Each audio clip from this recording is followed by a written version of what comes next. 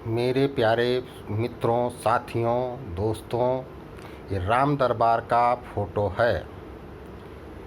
राम जन्मभूमि फैजाबाद अयोध्या ज़िले में पाई जाती है, जिसका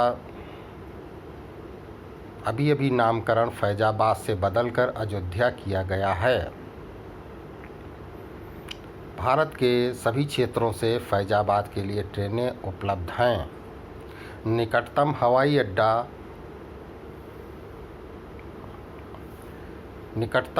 अड्डा लखनऊ है।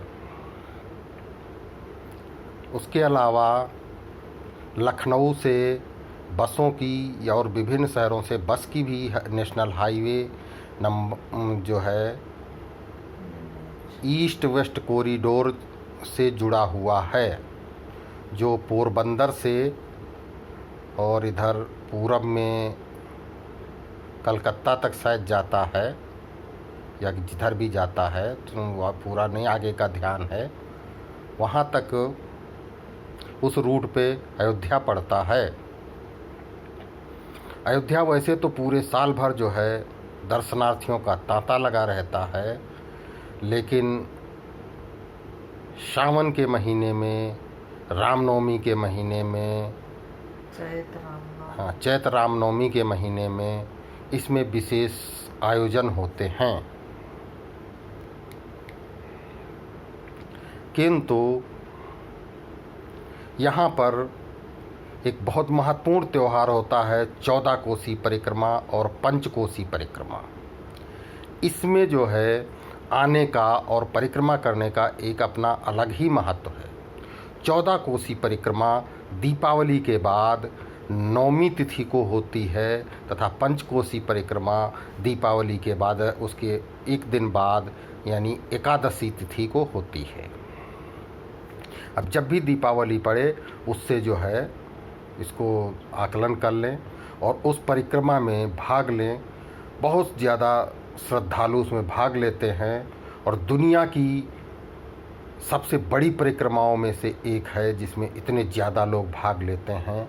14 कोसी परिक्रमा में लगभग 42 किलोमीटर का पैदल ट्रैकिंग करनी पड़ती है और पंचकोसी परिक्रमा में लगभग 14 किलोमीटर की ट्रैकिंग करनी पड़ती है।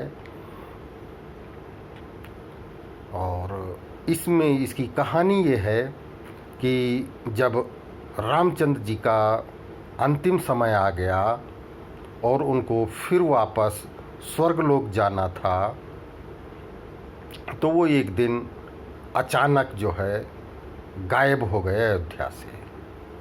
तो सारे अयोध्यावासी उनको ढूंढने दौड़ पड़े और चारों तरफ से शहर को घेर लिया कि कहीं से निकल ना जाएं जो। तो चूंकि निकले थे तो सब लोग घर से दूर दूर गए थे, तो जो जहाँ पहुँचा तब भी नहीं मिले। जब उनको भगवान रामचंद्र जी, तो सब अपने से सबने कहा कि एक एक चक्कर पूरे अयोध्या का लगाओ तो कहीं न कहीं मिलेंगे रामचंद्र जी जो है। तो सबने ढूंढने के लिए पूरे अयोध्या का एक चक्कर लगाया और उसी के उसमें 14 कोसी परिक्रमा चालू हुई। लेकिन रामचंद्र जी किसी को नहीं मिले। उन्होंने कहा कि मैं परसों वापस आऊँगा तब मिलूँगा।